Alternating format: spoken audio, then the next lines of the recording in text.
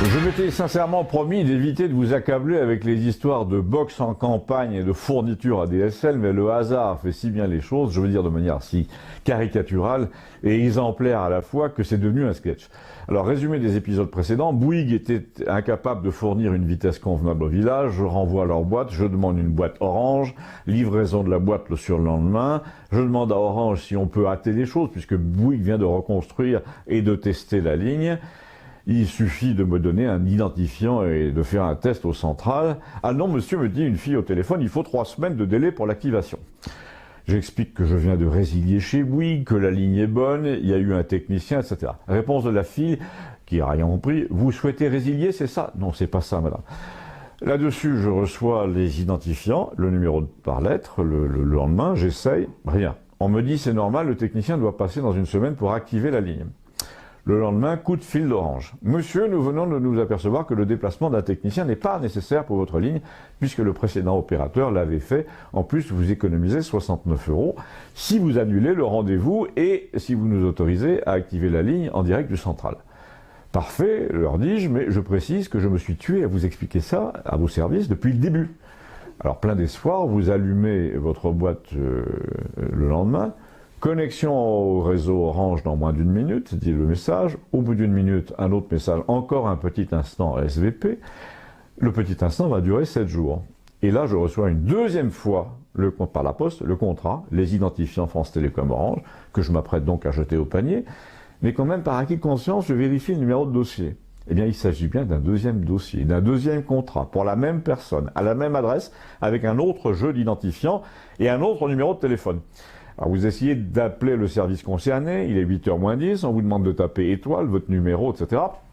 On vous dit qu'on va vous mettre en rapport dans moins de 3 minutes. Pendant l'attente, on vous dit, savez-vous que vous pouvez tout faire par Internet? Mais j'ai pas Internet, madame, à cause de vous. Alors vous n'attendez même pas 3, mais 14 minutes, et à la fin, le disque vous dit que le service conseiller clientèle est ouvert de 8 à 20h. C'est passé, au revoir, merci.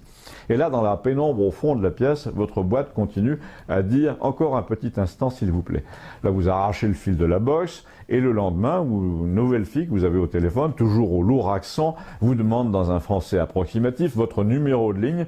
Vous lui dites « Justement, j'en ai 2, madame. J'ai 2 courriers. Apparemment, elle a du mal elle-même à croire à la nullité de ses collègues. » Et elle me dit « Je vais me renseigner, ne quittez pas. » Merci d'avoir patienté, me dit-elle en revenant. Il ne faut pas tenir compte du deuxième courrier.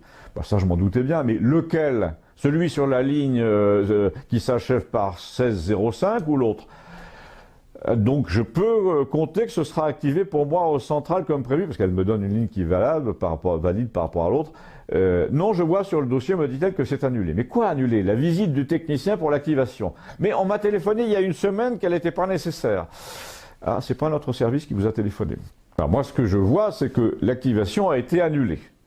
Bon, là, c'est quand même dur de ne pas se fâcher. Je décide d'en parler à tout hasard aux 10 000 personnes qui ont la bonté de me regarder chaque soir, afin de voir si on peut former une sorte de syndicat contre l'incompétence, la négligence, le morcellement des tâches, à ce point-là. Mais vous imaginez s'ils étaient contrôleurs aériens ou techniciens de maintenance dans une centrale nucléaire, tous ces gens.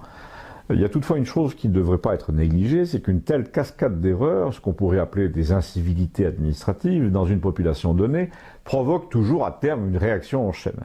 L'accident nucléaire, dans l'opinion, ben ça existe, ça s'appelle les gilets jaunes, c'est impossible à arrêter, vous aurez beau bombarder d'eau le réacteur de l'opinion avec 14 hélicoptères, ça ne s'éteint pas, il ne reste que le confinement, le coffrage en béton, et visiblement, c'est ce que le gouvernement s'apprête à faire, mais là, ça suinte de partout, les eaux sont déjà contaminées. Alors vous allez me dire, arrêtez de dramatiser, etc.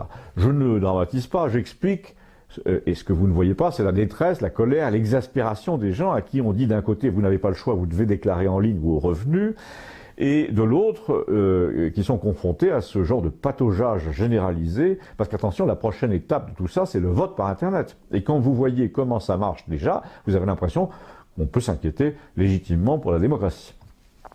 Abonnez-vous, merci.